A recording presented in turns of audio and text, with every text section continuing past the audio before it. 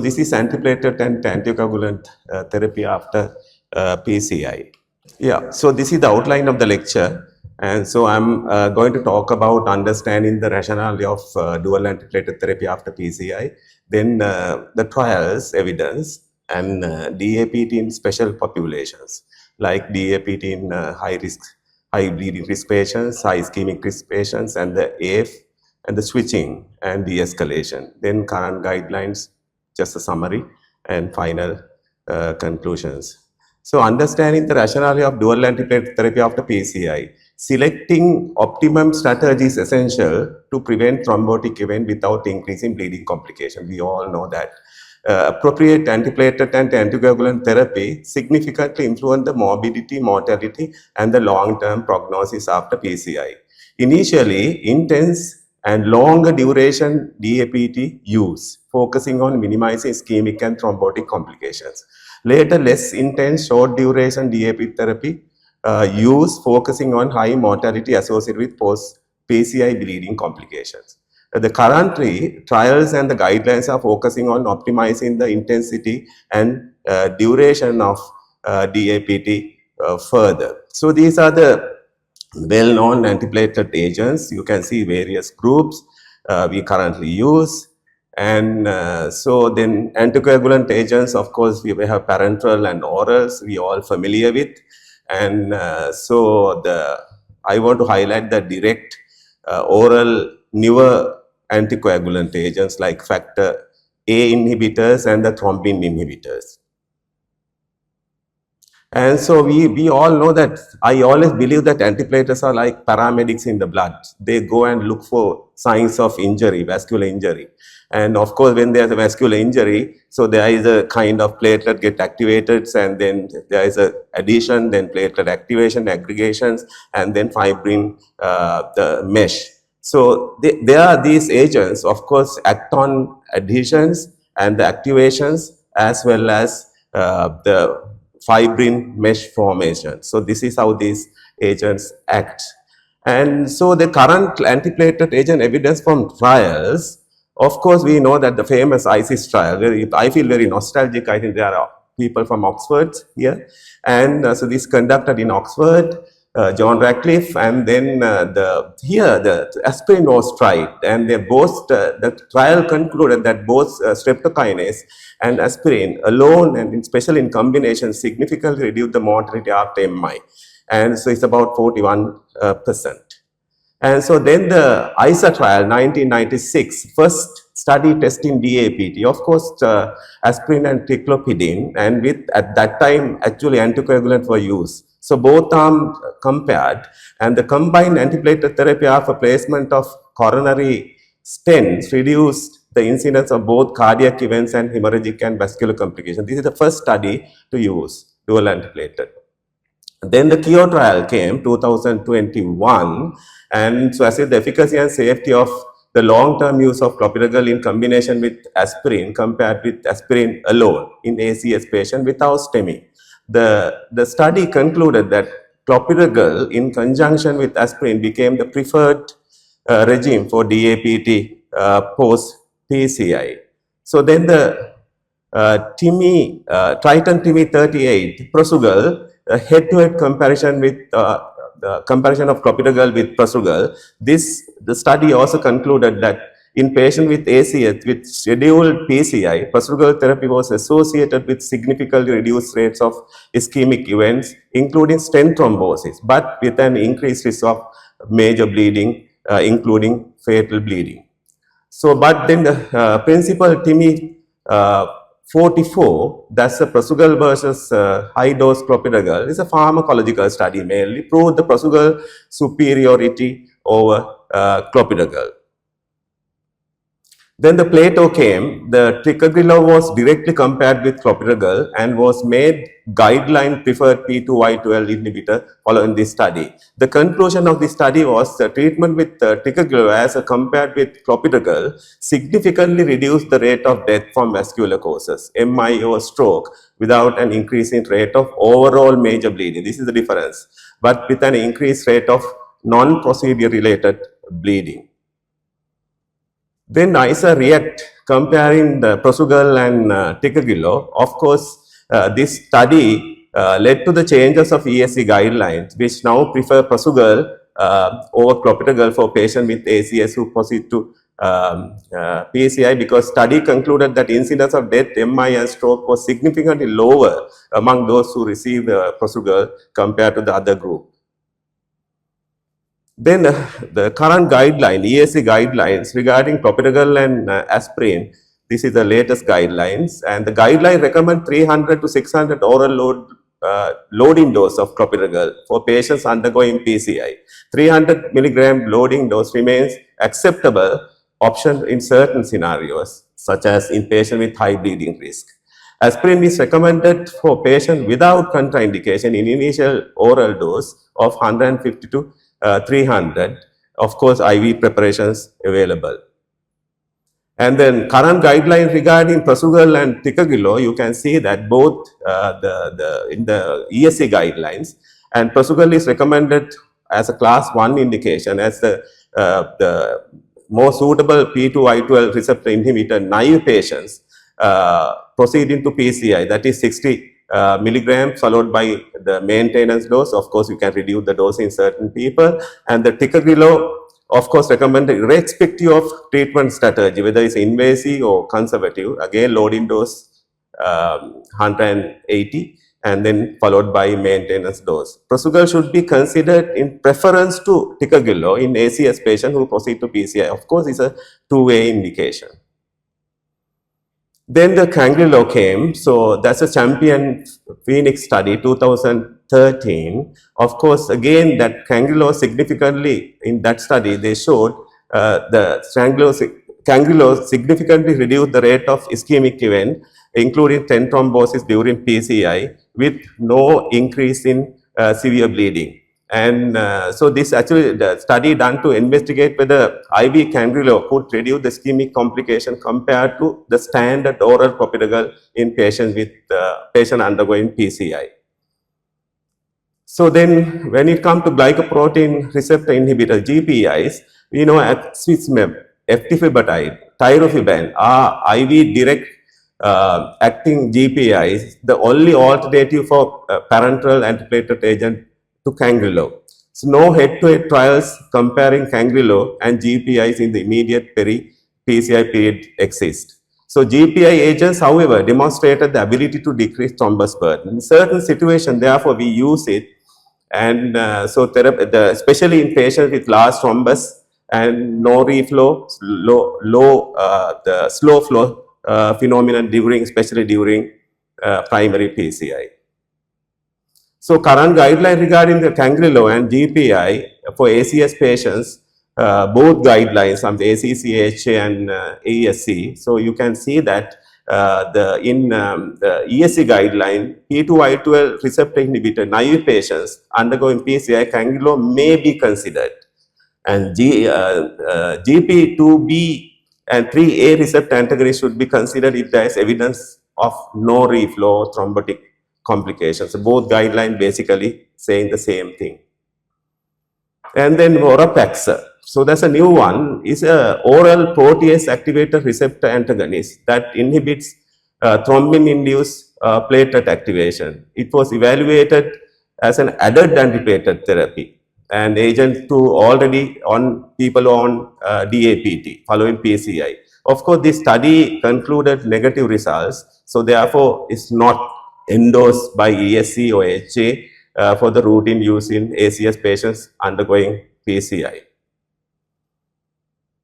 Then come to pre-treatment of P2Y12 inhibitors. Pre-treatment provides an advantage by allowing P2Y12 inhibitor time to achieve a full antiplatelet effect, thereby decreasing ischemic and periprocedural thrombotic complication at the cost of increased risk of bleeding and operative delays when CABG is recommended.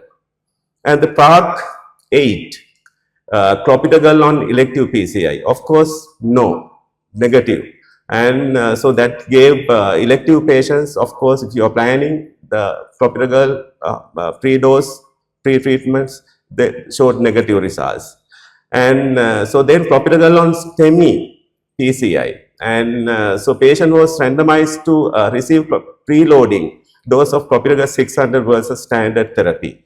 The study concluded that early inhibition of platelet ADP receptor with high loading dose of 600 milligram clopidogrel given in the pre-hospital phase in patient with STEMI scheduled for primary PCI is safe. Did not increase pre-PCI patency of the infarct vessel, however, but was associated with trendward reduction of clinical event. Then Prasugal on non-STEMI patients, so that's a cost published in 2013. This study again, pre-treatment with Prasugal did not reduce the rate of major ischemic events and up to 30 days, but increase the rate of major bleeding. Then Atlantic came, and so then tried on ticagrelor on STEMI patients. So again, the pre-hospital administration of ticagrelor in patients with acute STEMI appeared to be safe, but did not improve the pre-patency, coronary patency. However, the rate of definite stent thrombus in this study were lower in the pre-hospital group than the hospital group. That's the first 24 hours. That's a positive finding. Then the current guideline on pre-treatment of P2Y12 inhibitors, current American and European guidelines recommend preloading of P2Y12 inhibitor in setting of STEMI as a class 1 indication unless uncertainty regarding diagnosis exists. In stable coronary artery disease patient, of course, not recommended. In setting of non-STEMI, ESC and HACC guidelines recommend against routine pre-treatment with unknown anatomy when the early invasive strategy is planned. So then come to the DAPT in special population. This is the most important area in my lecture. So that is high ischemic risk patients, high bleeding risk patients, atrial fibrillation patients, switching of P2Y12 inhibitors and de-escalation of P2Y12. Of course, when it comes to high ischemic risk patients, we all know that extended DAPT with high ischemic risk patients, we use early generation drug-eluting stents were associated with late stent thrombosis, prompting interest in DAPT beyond 12 months. Extended DAPT aims to further reduce the late stent thrombosis and major adverse events, especially in patients with higher ischemic risk. And so first DAPT trial, and so beyond 12 months, clopidogrel or Prasugal. Of course, this trial concluded that DAPT beyond 1 year after placement of a DAS as compared with aspirin therapy alone significantly reduced the risk of stent thrombosis and MACE and cerebrovascular events, but was associated with increased risk of bleeding.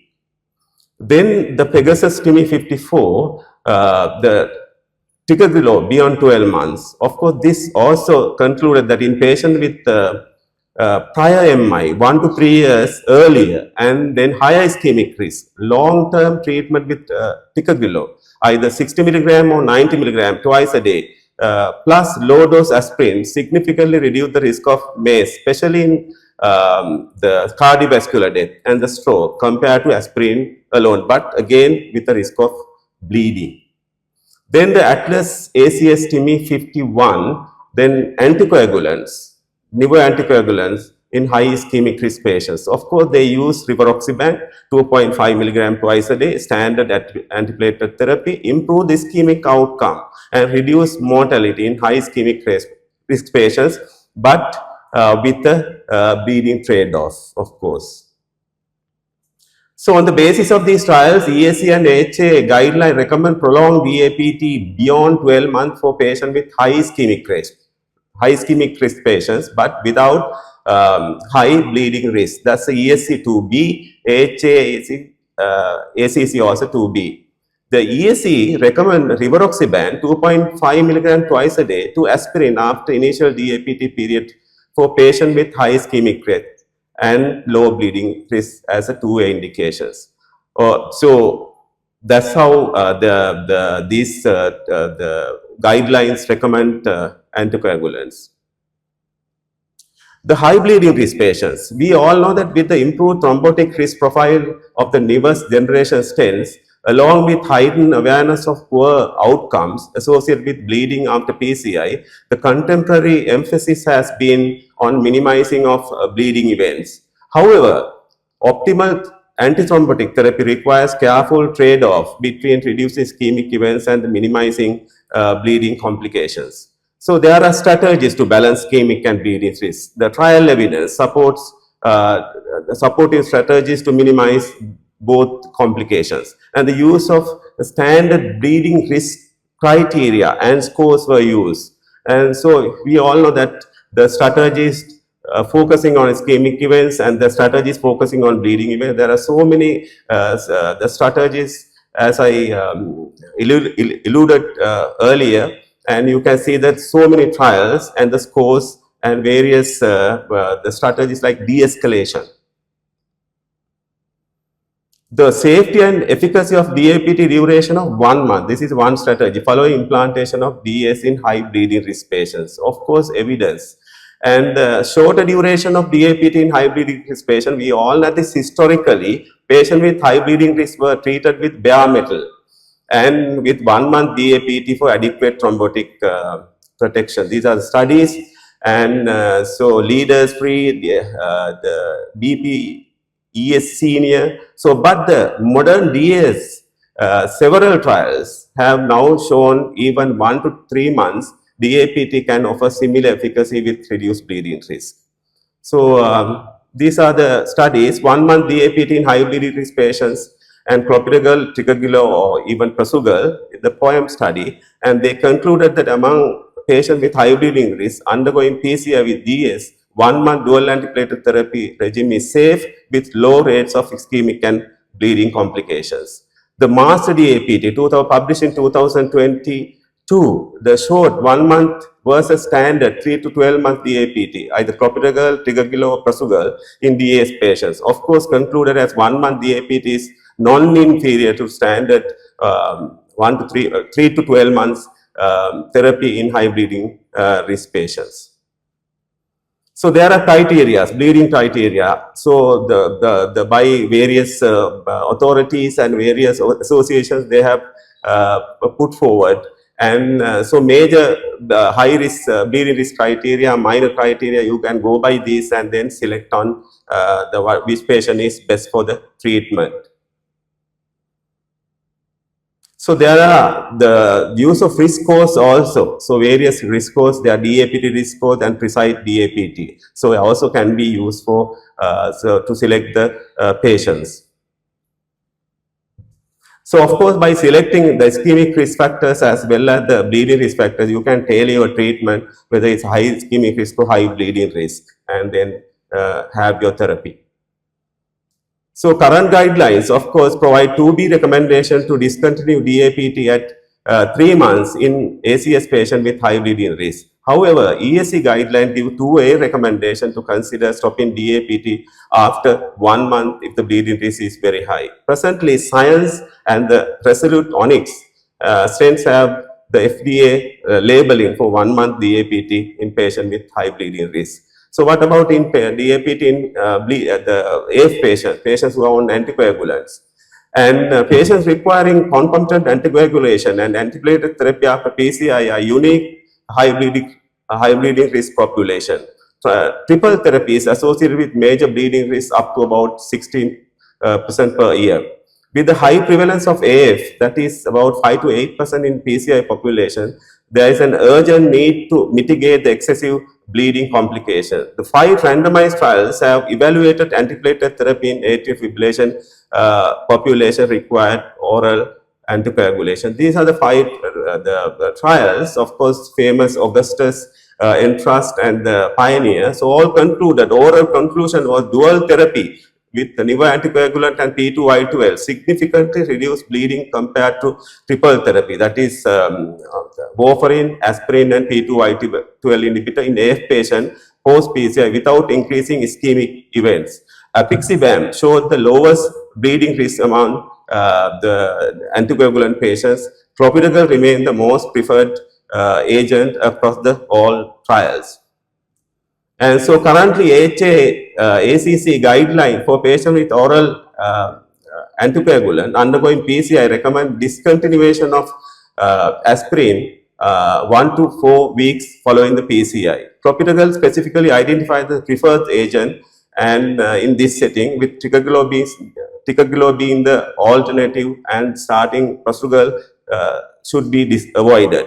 And so this is the current guideline. Then switching, of course, the switching between P2Y12 inhibitors like clopidogrel, prasugrel, ticagrelor is common in clinical practice, especially in patients with ACS undergoing PCI. So switching can be prompted by factors like side effects, post-drug interaction, and increased bleeding risk, need for stronger platelet inhibition.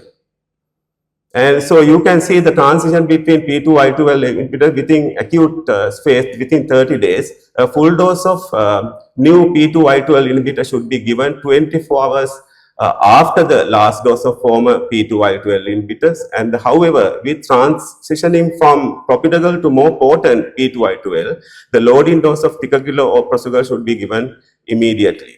And so again, transitioning between oral P2L inhibitors after 30 days, of course, maintenance dose should be given 24 hours after the last dose of the former P2Y12, except when transitioning from the ticagrelor due to short half-life, in which case loading dose of either clopidogrel or prasugrel should be given 24 hours after the last dose.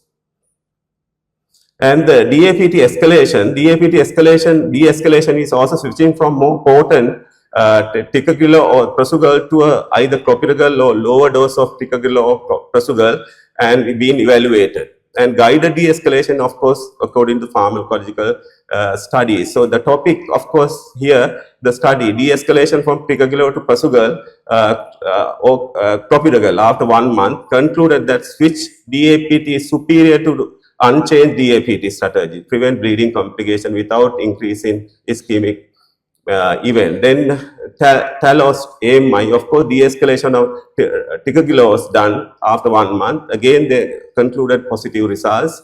And so then host reduced ACS 2020, again prasugrel dose de-escalation from 10 to 5. Again concluded that prasugrel dose de-escalation after 1 month is superior to standard therapy.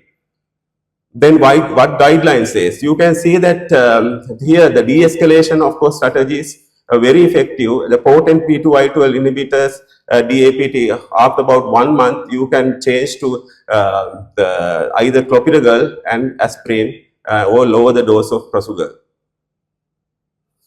So then the current guidelines as a snapshots.